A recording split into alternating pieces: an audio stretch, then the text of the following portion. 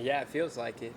We didn't know going into the season really returning one starter, and I think we opened up with 4 games against teams that had 4 starters returning back or more.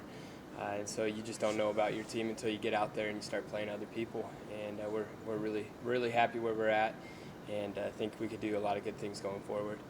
You guys had the chance to play in front of all the kiddos. How fun is that to do? That's a lot of fun. That energy that the kids bring is really nice. I think it brings like a nice little home court atmosphere there, but also 11 o'clock game. It brings a lot of energy when people are a little bit tired and not used to playing at 11 a.m. How used to the new players and then just kind of the veteran players, how well have they started to mesh together, and how well is those minutes and just kind of everybody's roles starting to come together? Yeah, I think we're starting to figure it out.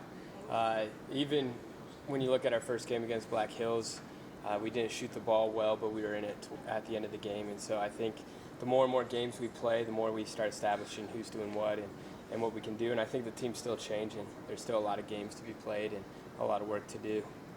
Once again, Kyla, the big game. It seems like she's always there. What growth have you seen from her initial time here to now? She seems to be like one of those top players. Yeah, she's gotten better and better each year.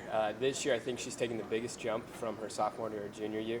I think her confidence of just what she can do and what she will do, and you got to kind of connect the dots that you'll do it in a game instead of just in practice, and I think she's doing that. How much improvement have you even seen just from the beginning of the season until now, in a short period of time? I think I've seen a lot. I've seen a lot, especially defensive-wise. We're running, just mixing it up man and zone, and you just see like each day kind of just gets better and better, especially the rebounding. The first week we felt like we didn't rebound well against Harding and Black Hills.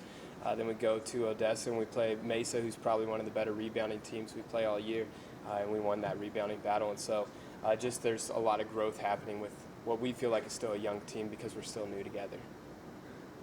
Let me start up a little LSC preview before you get fully into the LSC playing Eastern. Just what do you see in that game? What do you got to do against them? Going to Eastern's always a challenge. Any road game in the Lone Star is a challenge. We got a whole week to prepare for them, which is nice, and we'll get to go watch their game against Adams State, which will give us some information about them. But a little bit like last year, they're very athletic, and they can cause some trouble if they speed you up, and so we just got to be composed and go execute.